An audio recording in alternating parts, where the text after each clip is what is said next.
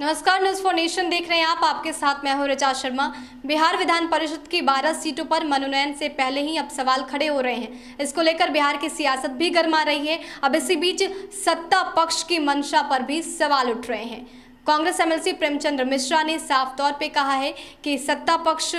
जिस तरह से अपने अपने करीबियों की गोटी सेट करने में लगी है वो बिल्कुल नहीं होना चाहिए। इसके साथ प्रेमचंद मिश्रा ने राज्यपाल से भी ये अपील की है कि इस बार जो चुनाव होने हैं ऐसे में संवैधानिक मर्यादा का ख्याल रखा जाना चाहिए। उन उम्मीदवारों को ही मौका दिया जाना चाहिए जो पर्टिकुलर क्षेत्र में, जिस क्षेत्र से वो आ रहे हैं उस क्षेत्र में बिहार को लेकर एक रोड मैप तैयार कर पाए, बिहार को विकास की राह पर ले जाए। क्या कुछ कह रहे हैं प्रेमचंद मिश्रा, आप भी सुनिए। बिहार में इन दिनों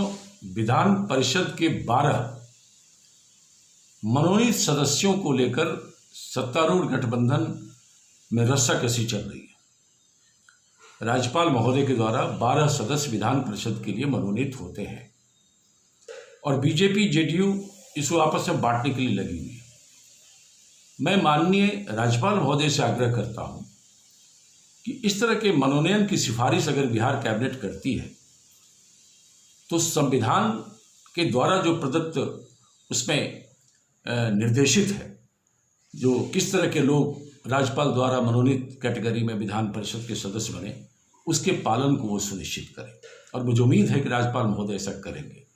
क्योंकि संविधान के धारा 171 के क्लॉज 5 में यह स्पष्ट रूप से उल्लेखित है कि राज्यपाल द्वारा मनोनीत सदस्य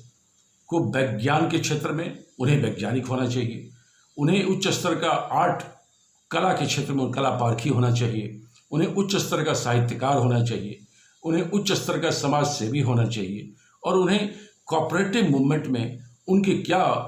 योगदान है बड़े स्तर पर उसका विशेषता होनी चाहिए। तो ये जो संविधान में उल्लेखित प्रावधान है कि इसी कैटेगरी के लोगों को राज्यपाल द्वारा मनोनीत विधान परिषद के कोटे में किया जा सकता है।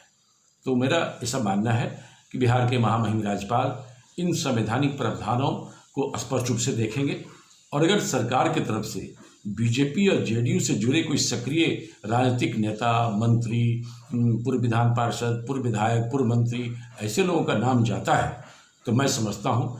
राज्यपाल महोदय ऐसे नामों के ऊपर में जरूर गहन समीक्षा करेंगे और इस बात को सुनिश्चित करेंगे कि मनोनयन कैटेगरी के लिए जो संवैधानिक प्रावधान है विधान परिषद के सदस्यों के लिए उसका वो पालन होगा और बिहार में संविधान की रक्षा होगी। क्योंकि मुझे जो जानकारी मिली है कि बीजेपी और जेडीयू अपने सक्रिय राजनीतिक लोगों को एडजस्ट करने के लिए, कुछ उसमें मंत्री परिषद के भी लोग हैं, कुछ पहले एमएलसी रहे हैं, कुछ एमएलए रहे हैं, कुछ दूसरे पार्टी के लोग